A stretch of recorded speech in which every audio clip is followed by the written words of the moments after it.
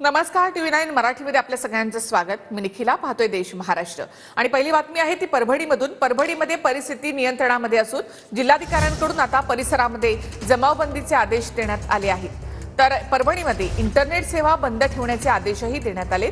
काल एका माथे फिरूकडून संविधानाच्या प्रतिकृतीची विटंबना करण्यात आली होती आणि त्यानंतर आंदोलकांकडून काही ठिकाणी जाळपोळ आणि दगडफेक करण्यात आली। तर जमावाला पांगवण्यासाठी पोलिसांनी अश्रुधुराच्या नळकांड्या देखील फोडल्या होत्या। परभणीत काल एका माथे फिरूकडून संविधानाच्या प्रतिकृतीची विटंबना। संविधानाच्या प्रतिकृतीची विटंबना केल्यानंतर आज आंबेडकरी अनुयायांकडून परभणी बंदची हाक। परभणी बंदची हाक दिल्यानंतर आज आंदोलकांकडून दगडफेक जाळपोळ करण्यात आली। आक्रमक आंदोलकांनी दुकानं आणि रस्त्यांवर जाळपोळ केली। आक्रमक आंदोलकांनी दुकानांचीही तोडफोड केली। दरम्यान त्यानंतर पोलिसांनी आंदोलकांवर सौम्य लाठीचार्ज केला। दंगल पथक घटनास्थळी दाखल झालं असून परिस्थितीवर नियंत्रण मिळवलंय। आंदोलकांवर नियंत्रण मिळवण्यासाठी दंगल पथकाकडून अश्रुधुराचा वापर। दरम्यान आक्रमक झालेल्या आंदोलकांनी पोलिसांवरही दगडफेक केली।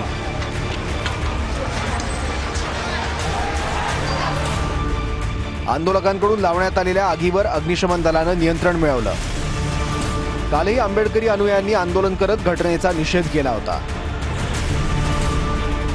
आंदोलकांनी काल मुंबईला येणारी नंदीग्राम एक्सप्रेस अर्धा तास रोखून धरली होती।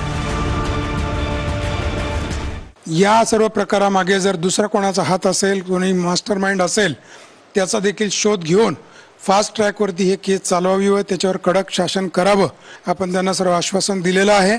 आता पोलीस बंदोबस्त पुरेशा प्रमाणात आहेत आणि परिस्थिती सध्या नियंत्रणाखाली आहे। मला वाटतं अशा प्रकारे विटंबना करणं या गोष्टीचा मी धिक्कार करतो।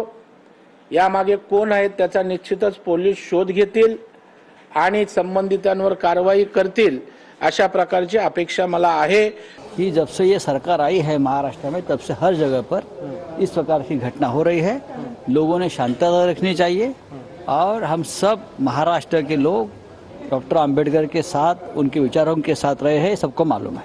कोणी एका व्यक्तीने अशा पद्धतीने काल या संबंधामध्ये त्यांनी ते काल फोडू या संविधानाचा आणि बाबासाहेबांच्या पुतळ्याचा अपमान केलेला आहे। प्रशासनाकडे माझी मागणी आहे की ताबडतोब त्याला जर पकडलेला आहे पण त्याच्यावर कठोर कारवाई होणं अत्यंत आवश्यक आहे। उद्भवलेली परिस्थिती रात्री पोलीस प्रशासनानं, जिल्हा प्रशासनानं ज्या पद्धतीने हाताळायला हवी होती त्या पद्धतीने हाताळली नाही, म्हणून आज उद्भवलेला हा प्रसंग आहे। त्याला अटक करण्यात आलेली आहे। स्वतः माननीय मुख्यमंत्री महोदय देवेंद्रजी हे सर्व परिस्थितीवर लक्ष ठेवून आहेत।